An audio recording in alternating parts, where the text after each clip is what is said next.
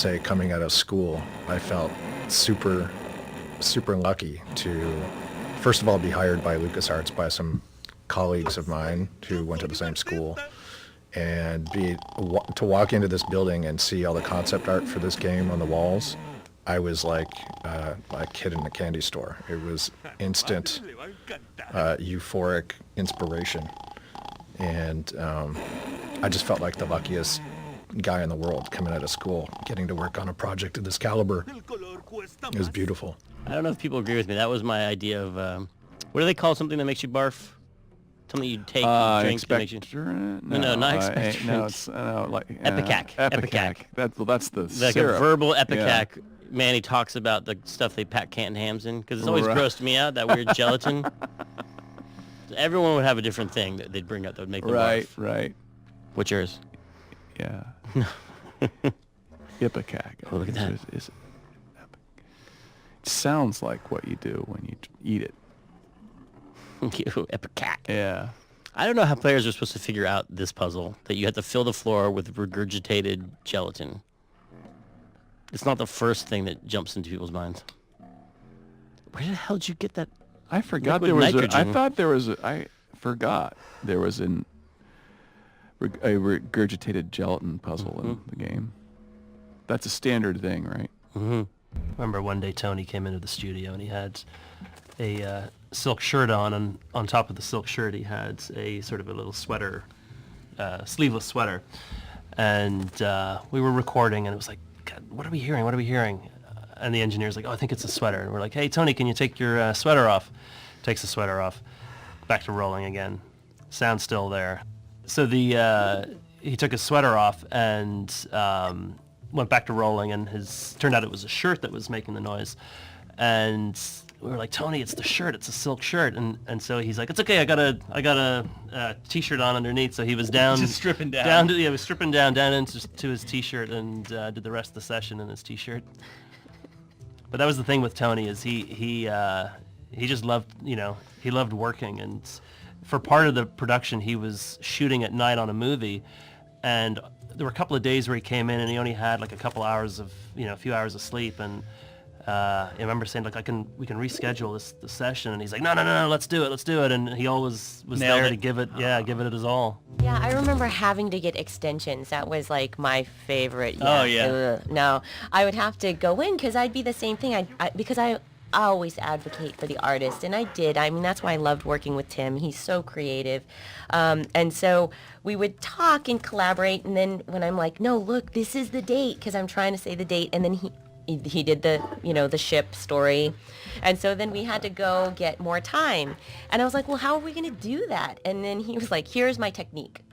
I go into Jack's office and I stay in there and I threaten to light myself on fire, and I just scream and I stay in there until he extends the date. And I'm like, that's a great strategy. Yeah, it worked. I know. It worked. Threaten to light myself on fire. Well, That's see, we would never try that in the sound department, because Jack would just say, go ahead. Yeah.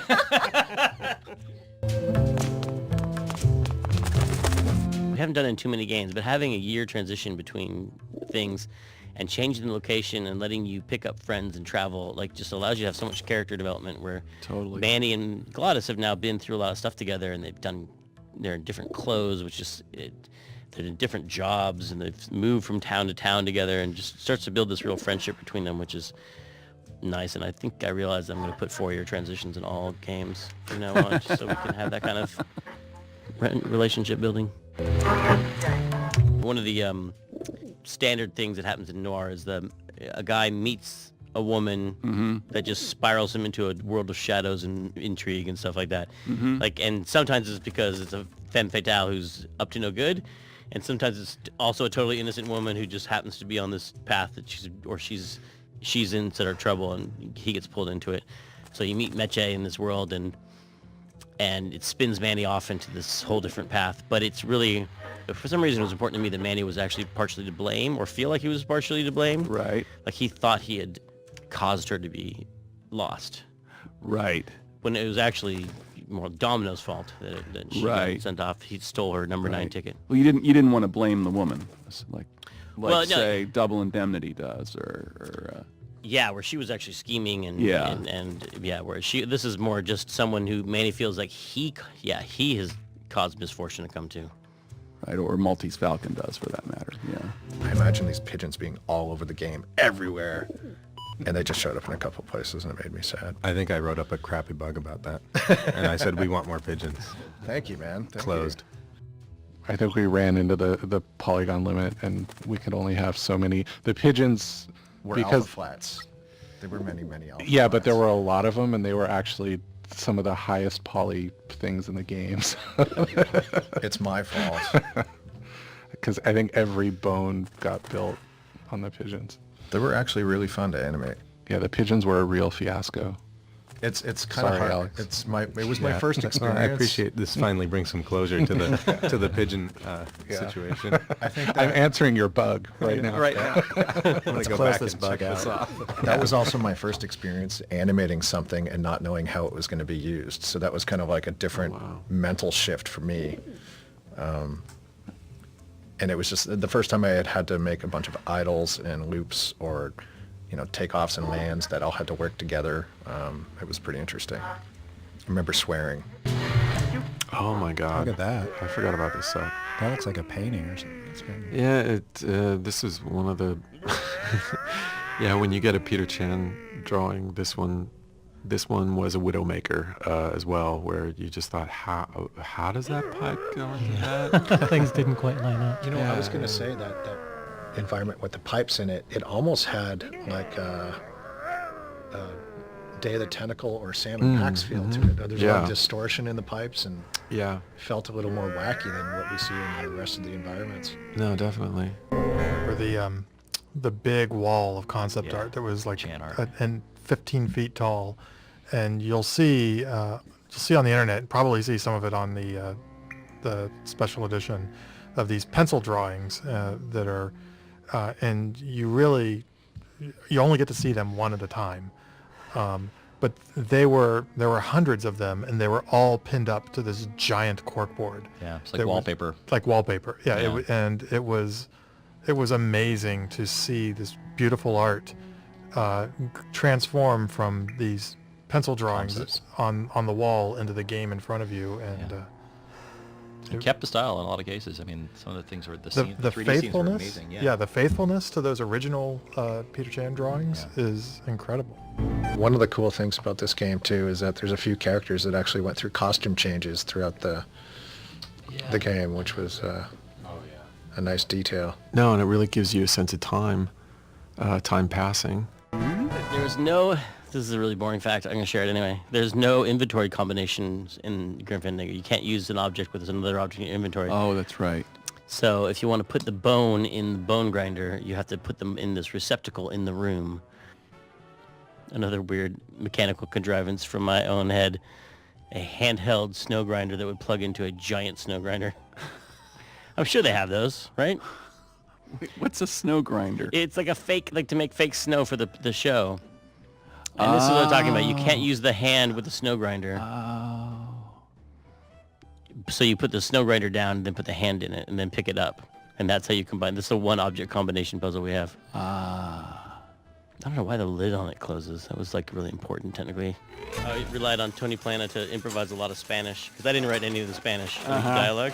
I'd write buddy. It was always like buddy. Hey buddy, what's going on? And he would bud? say F.A. And he'd go, or I'm gonna, something like yeah, let's say carnal, which is like carnal was like, Yeah, like- really close, like carnal, like of blood the- brother. Yeah, sort blood of? brother. Yeah. And then it's like I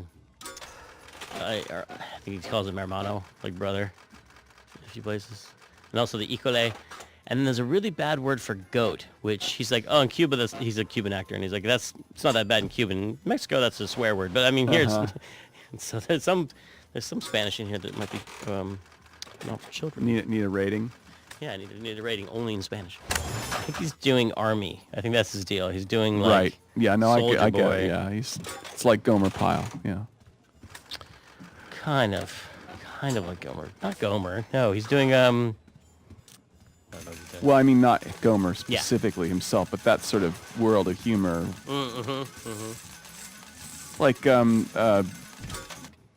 T. Boone Pickens. No, not T. Boone Pickens, but T-Bone. T-Bone Pickens. that's some of the most Slim visually- Pickens. There we go. Now, Oh, exactly, Like like Slim Slim Pickens. Pickens in Doctor Strangelove. This game was so long and complex and had new characters in like the last act and stuff. and Right.